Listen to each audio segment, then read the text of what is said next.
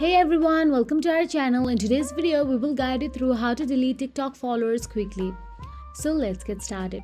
First thing first, open your TikTok app on your mobile device and simply log into your account using your login credentials. After that, go to your profile.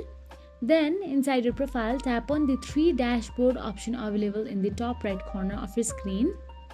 Then tap on the settings and privacy. Once you're inside the settings and privacy, scroll down till the bottom.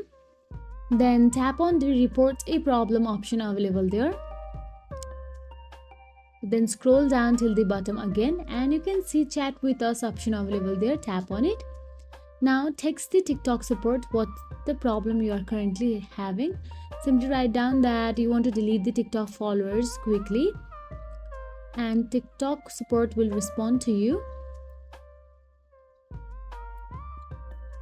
So as you can see, TikTok says that the feature is not available, but it has sent the message to the TikTok support.